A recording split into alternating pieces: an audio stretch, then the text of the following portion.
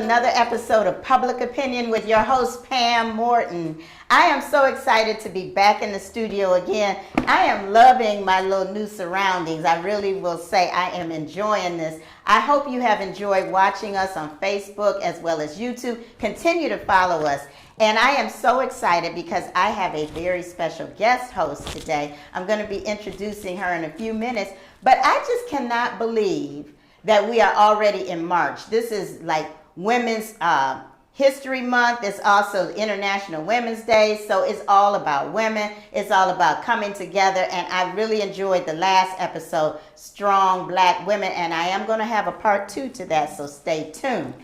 But I do want to introduce my special guest host because I said I was going to have some special guest people joining me to help me because Vanetta is unable to help me with this long form of this show. So she's going to be my special guest host. Let's get started and find out who she is. My special guest host is Nia Clarke. Nia is a Cleveland native, wife, mother of 4, proud nana of 5, and has a grand doggy and a grand kitty. Having spent 25 years employed within the juvenile justice system, Nia recently decided to jump ahead of retirement and embrace the soft life in order to spend more time pursuing things that she loves. Nia also has a channel on YouTube, Knowing Nia, where she shares her personal life struggles and successes, weight loss journey, and gives tried and true advice to help people shift their mindset by applying small changes in their thinking and outlook in order to achieve a more positive and satisfying life experience despite an adverse or traumatic past. Nia also is a lead singer in a local cover band called The Light of Day. So she has a whole lot going on. So let's welcome Nia. Nia, thank you. Look, I have to give you a hug. I'm so happy to see you. I'm happy to see you. Happy to be here. You look great. Okay, and so Nia, in case you all say, hey, I remember that lady. Nia was a guest on the show last year when we did the show about older women, younger men. And I have to say, Nia, that was one of the most popular episodes that I had. I don't know if women were like, hey, you know what? I don't have to wait around for a man my age. I can go tip my feet in some younger water. Yes. But you know what? I'm happy to have you back. And also, what people may not know, if I didn't say this before, Nia, you used to be my clerk. Okay, because in your bio intro, I said that you have retired, but you retired from me. So I'm a little sad, but I'm happy for you because I have to say it takes a lot of courage to just say, I'm going to go out, I'm going to do some other things. I don't want to just wait around for retirement to find me. I'm going to get ahead of my retirement. Exactly. And that's what you have done. But I remember when you were working with me, you always, and I have to say, you are a good daughter. Nia always was checking on her mom. Her mom she had a stroke, right? She had a stroke. Her mother had a stroke. She was in the hospital, and then she had to go into a nursing home. And she went to the nursing home, and then, you know, you were always on the phone. Okay, I got to see make sure my mom is all right. Make sure my mom is all right. And, you know, you were going back and forth. And then it came a time when it was time for her to come home. Yes. And so that was kind of an ordeal. I remember you were going through some stuff trying to make sure she had the home health aides in place and everything else that you had to have. So that's what's leading us to what the topic is this week. Because I thought after hearing that and after talking to a lot of my friends, so many people, and I'm very blessed. My mother is 84 years old. She's in relatively good health. Yes. But a lot of my friends either have 2 parents or 1 parent that's still alive, and people are just living longer now. But everybody is not in the best of health. So that's what we're going to be talking about this week is, you know, just caring for your elderly parents and strategies or resources that are available. Yeah. So Nia has a lot of experience, and that's why I want you to be on the show with that. So whatever you want to add to that when we have the conversation, I want you to do that. But I also have another guest who is going to come on and talk to us specifically on that subject. So I want you all to find out about my next guest. Denise Rucker-Burton is a public administrator and gerontologist. For the past 11 years, she has served as program administrator for the Cuyahoga County Division of Senior and Adult Services, where she oversees community outreach and engagement, marketing, communications, and the Cuyahoga County Senior Services Network, a collaboration of over 60 senior centers and senior serving organizations. Denise is also a wife, mother to 3 adult children, and a caregiver for her 78-year young parents. So let's meet Denise. So welcome, Denise. Thank you so much for agreeing to be on the show. And you have a wealth of knowledge as a gerontologist. So first of all, before I even ask you the question, please explain to my audience and to us, what is a gerontologist? I'm glad you asked. So a gerontologist is different, of course, than a geriatrician. But a gerontologist is someone who has specified training, very specific training in caring for older adults. There's actually a degree in gerontology, which a lot of people didn't even know that, and I actually have one. But it's all pretty much non-medical training. But basically, it's a gerontologist is someone who has specialized training in caring for older adults, and also someone who understands the aging process. Oh, well, there you go. Well, that's amazing. Because the question, and wouldn't be the public opinion show if I didn't have a question, but the public opinion question of the day is, what are some of the best strategies or resources available for caring for our elderly adults, caring for elderly adults or parents? Okay. Well, again, great question. And I really am so happy. Thank you for asking me to be here, because working as a gerontologist and also being a caregiver myself is it's a blessing, but it's also difficult as well. But in terms of just preparing for strategies, or not just preparing, but overall, I think there are a few things that we can do, or anyone should do, when looking at taking care of their elderly parent. The first thing is to plan ahead. A lot of us don't do it. I didn't necessarily do it either, even though I'm trained in it, right? So developing that plan before you actually need it. That's important. So talk to your older loved ones while they are still, with it, while they understand. Engage in those conversations so you can develop a plan ahead of time. The second thing is to develop a list of contacts. So know who your parents or elderly loved ones' doctors are. Doctors, specialists, who they go to see for their eye exams, for all of their medical needs. Develop that contact list. The third thing is to reach out to their primary care physician. That is critical. And if they don't have one, get one. They need to have one. Yeah. And it's even better if that primary care physician is a geriatrician, which is a doctor who has years of experience actually caring for older adults. That's a third thing. The other is to identify organizations that specialize in providing services for older adults. I actually happen to work for one, the Cuyahoga County Division of Senior and Adult Services. So we provide services for older adults age 60 and over, but also to adults age 18 to 59 with a disability. Okay. So that's one resource. And the other large organization in our area that really is a great one to connect with is Western Reserve Area Agency on Aging. They are they have additional resources that even go beyond what we have at the county. Fifth is to ask for help when you need it. I can't tell you how important that is. And I'm one of those, like a lot of women, we don't often ask for help until, it's kind of stressful for us. Yeah, exactly. But ask for help when you need it, and identify who can help you and your family. And then delegate to them and ask them, hey, I need help, taking mom to the doctor today. Can you do this?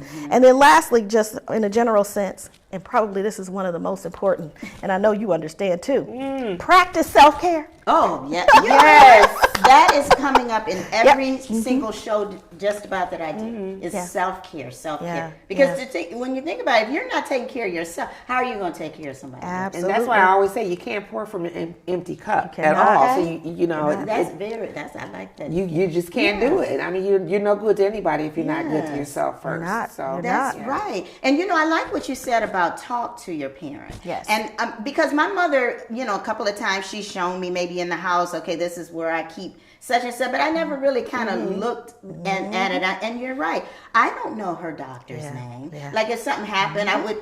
You're right. I should know her doctor's. I can call and say, hey, this is what's going on. So I do think it's very important to have that conversation. A lot of times people don't like to talk about things like that because it's just not fun. But that's something that it's necessary. It is necessary. And I appreciate you saying that as well, because I just got thrown into the fire pit with my mom, as you already know. And so all of this, becoming POA for her, becoming familiar with her doctor and scheduling appointments, all that, what meds are you taking? Does she still need to take this med? What is this doing? So it is, I really appreciate that. It's so imperative to just have that ready, because none of us, it's not predictable. It's just, nothing's predictable. Because God bless your mom. She's in a great state of health. But you just never But know. anything, even people younger than any of us, can fall into a separate state at any time. That's right. And I like what you said also about the county offering services for the disabled between that age as well. Because my mother is 84, like I said, but she also cares for my sister who is disabled. Wow. And my sister is she'll be 66. No, what am I talking about? She'll be 65 this year. And the question always has come up, well, what are you all going to do if something happens to your mom? That's right. Who's going to care for your sister? That's so right. we have to have a plan. Absolutely. You have to have a plan on, okay, number one, what should happen if my mother gets sick or disabled?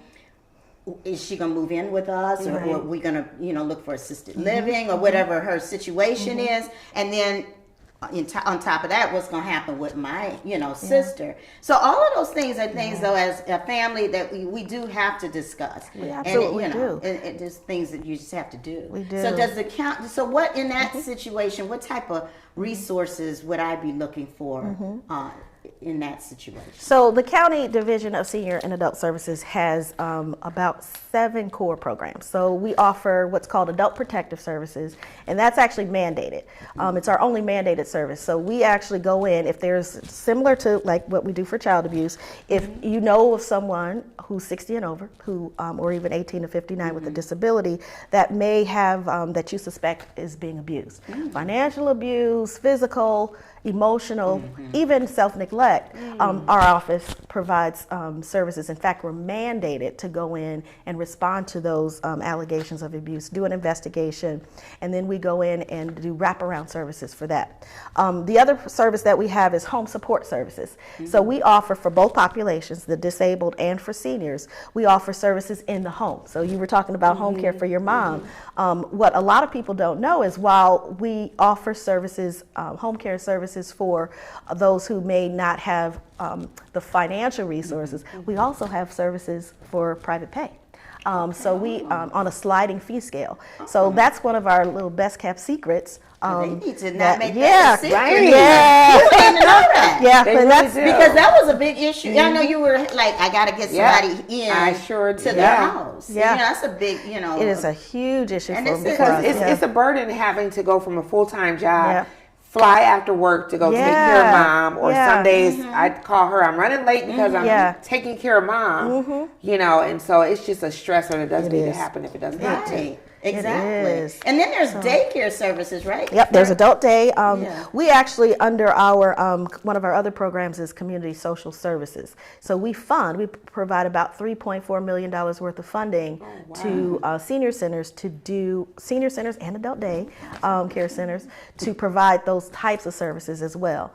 We have information and referral, which basically means if you call, whether it's you or anyone in the community, professional, or whether it's even a minister or a neighbor, if you call into our connection center, we actually take that call, take the information. We do what's called a triage we will triage you. So we basically take the information and we will give you a printout or verbally tell you exactly what that older adult is eligible for, and then set you up with the case manager to walk you through it. Then of course we have skilled care, and we also have what's called options for independent living, which is non-medical care also in the home. And so you're right, it's not a lot of adult daycare centers out there. We fund, actually right now we fund one.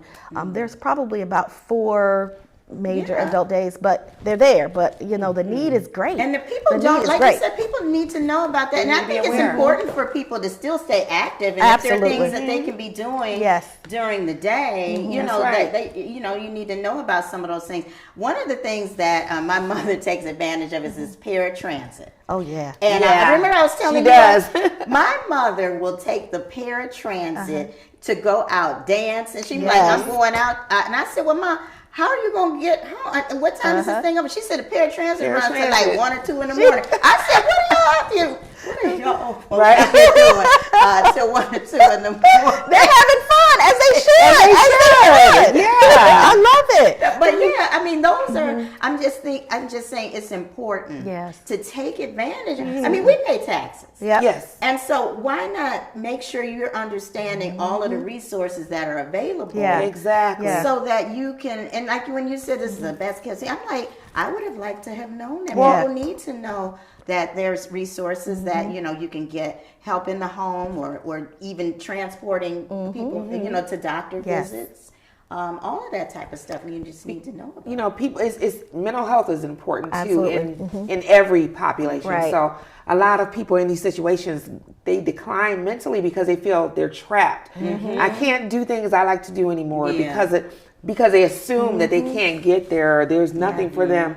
You know, especially when family participation is limited. So again, making this known. Yes, and that's one of the reasons why I'm so thankful to be on here today, because we need to get the word out even more. You know, we do, you know, presentations in the community all the time, but we need to get, you know, these kinds of, you know, smaller, more intimate settings even is even important. I also wanted to share another resource that I forgot to mention, and that's your senior centers. So not in every community, but the majority. So Cuyahoga County has 59 municipalities, right? Are we? And so within each of those municipalities, there's usually some type of office on aging or some kind of program. So that's another resource to connect with.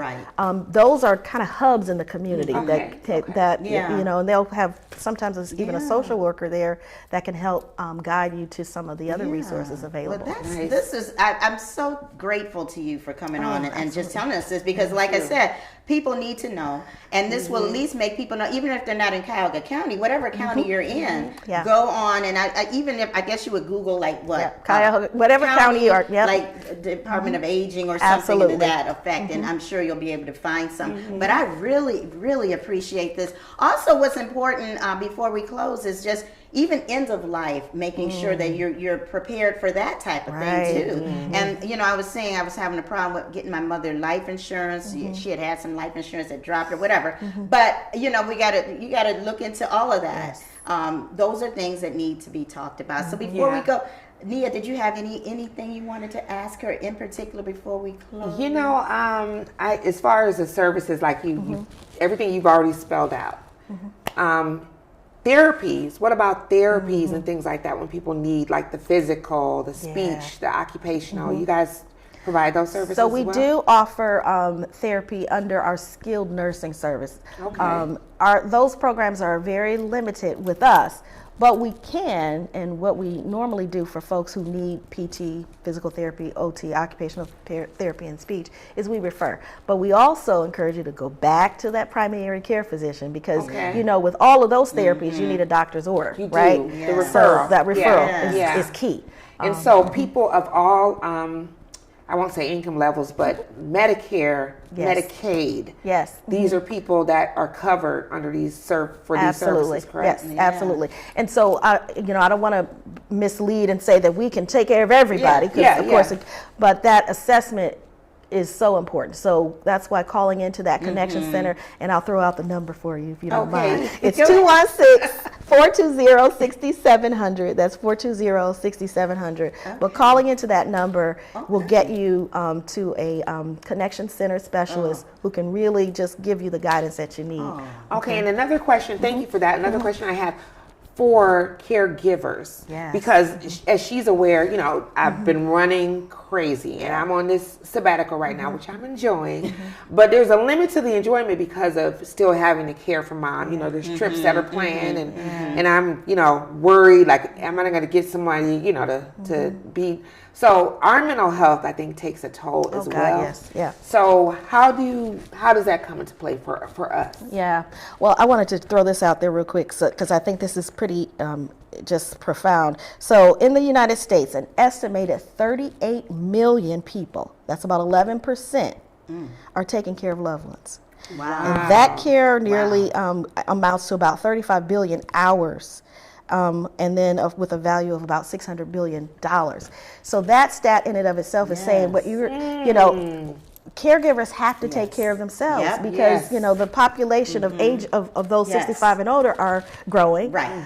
The number of those 18 and under are shrinking. And so we have to make sure that we take care of ourselves. So all of that to say, yes, we have, we don't, at DSAS don't necessarily have mental health services, but we can refer you. But always, again, go back to your primary care physician, get a referral. There, we do have, and other organizations do as well, even United Way 211, have a list of therapists and mental health professionals that you can access. All right. Well, thank you so much. Oh, it's so much to talk about.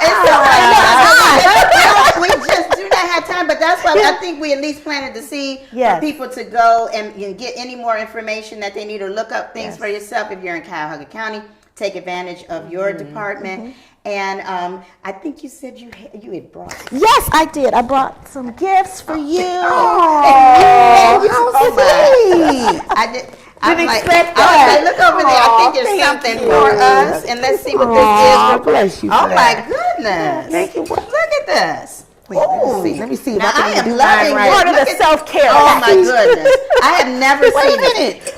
Let me see if I can get it for you. Yeah, I got I'm issues gonna show you right what I now. got. It's a mug, and I've never seen it with a little spoon on it like that. This look, I is can't open so it either. nice. Right? I don't know what I did wrong I there. didn't do anything. Well, I In there too tight. There it is. Aw, thank you. You're welcome. I appreciate You're that. welcome. Thank you so Look at this, much. y'all. Look at that. All right. Our mug is better than your mug. But thank you so much again. I appreciate it. Oh my God, I so enjoyed that. That was so needed. I hope that you all have learned a lot, or that, like I said, is planted a seed in you so that you will go out and get the necessary information that you need. A lot of people are out there, we heard the statistics, taking care of elderly parents, taking care of elderly adults. So make sure that you are informing yourself and educating yourself. If you enjoy this segment, or if you enjoy watching me, as well as watching me and Vanetta on our Tea Times, continue to follow us on Facebook or on YouTube. Also, if you can't watch the show, listen on the go wherever you get your podcast. So until next time, I'll see you for another episode of Public Opinion. Bye-bye.